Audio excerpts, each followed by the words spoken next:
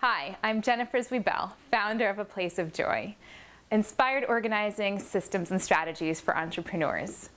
So over the years, I've worked with a lot of people who have been stuck, completely stuck, and it all started with me. I was completely stuck, messy, disorganized, overwhelmed, and basically paralyzed. If that sounds at all familiar to you, I have such good news. I have finally figured out how to take a step beyond cycling through the overwhelm, the trying to get organized, the getting stuck, and quitting. And then the overwhelm and the trying to get organized, the getting stuck, and the quitting. So if that cycle seems familiar to you and you want to get out of it, I have put this together just for you. It's a series of 3 videos that begins with the essential steps that you need to know in order to get out of this pattern, in order to break this cycle and do it differently. I'm here to tell you that there is hope. Just because you've spent your entire life feeling overwhelmed, messy, and disorganized, and feeling bad about it, and possibly being told by other people how you should just get rid of stuff or just fix it, doesn't work quite that way for a lot of us. So if this is something you relate to, here we go. This first video is just the very basic step of awareness. It's very simple, but it's key. If you don't start with this step, you're not going to get very far with the rest of this process, any way that you approach it. So here we go. Awareness, but awareness without judgment. Awareness of what's really going on for you. Awareness about what your clutter is coming from, what it means, and really what's underneath all that clutter. We're going to take you through 3 basic types of clutter. I didn't think there were 3 types until I finally figured it out, and I want you to understand what they are. Once you understand what they are, it will begin to change your relationship with clutter and open up a whole new path for you. Here we go. Space clutter. This is the kind of clutter that most people think about when I say the word clutter. Piles. Piles of paper, piles of toys, piles of dishes. Anything that comes in a pile, it's probably clutter. You can think about it in terms of your house, but really I'm encouraging you to think about it in terms of your business. I'm gearing this towards people who run their own businesses, although of course it's applicable to any area of your life. I want you to understand how it costs you, not just in your space, your time, and your energy, it's literally costing you money. So for example, with space clutter, let's say you go to a business meeting and you walk away with an incredible lead, someone that you'd love to work with. You're just really connected. You feel like you can serve this person so well, and you're so excited to get home and call them. And you get home and you can't find the business card anywhere. And you're really starting to get embarrassed and afraid, and you can't make that call. Just cost you a client. That disorganization and that space clutter cost you a potential client and the thousands of dollars that could potentially be coming with her. Okay, space clutter. The next is an interesting kind of clutter called time clutter. It's basically how you're spending your time, and are you spending in a way that's effective and efficient and productive for you, or are you frittering it away in things that feel really busy and important but are in fact really ways to distract yourself? How much time are you spending on email, on Facebook, on writing your lists of things to do and not actually doing them?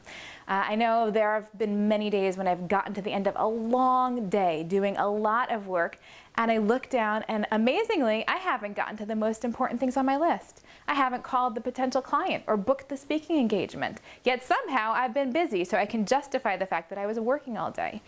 It's not serving me. So that's time clutter. So for example, if I spend my time doing things other than booking speaking engagements, I don't make the time to book speaking engagements to let people know what I have to offer and what it can do for them in their lives, that's costing me thousands of potential clients and hundreds of thousands of the dollars that would be coming with them. So again, it's costing time and energy, but it's costing money, okay?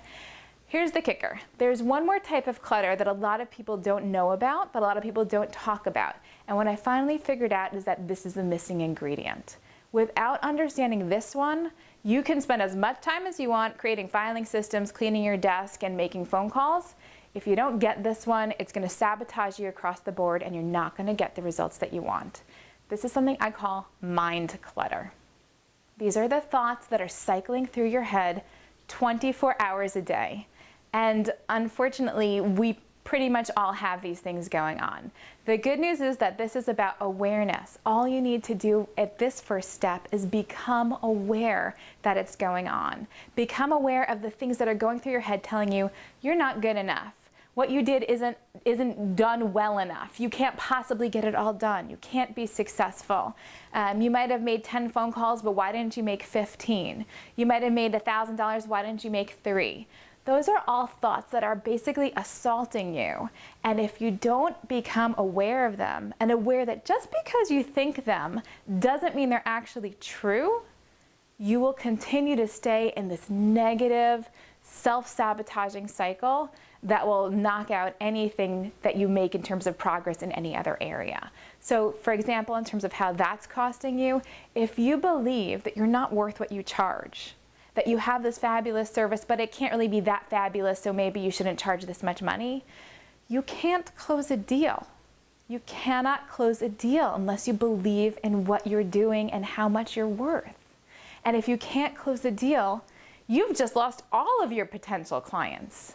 And all of the money that would have come in from anyone, you've basically just lost your business.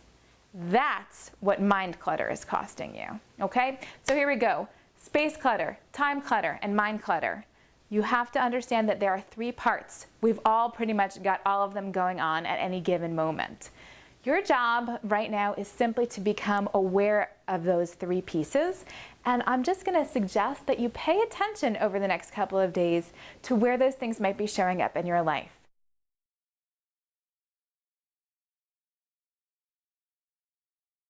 So that's what I'd love for you to take forward in the next couple of days, this awareness without judgment, and bring it into your life and see what shows up for you.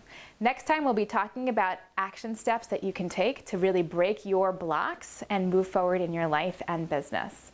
In the meantime, Jennifer Zwiebel at A Place of Joy, wishing you inspired organizing, and for more solutions, feel free to check out inspiredorganizingintensive.com.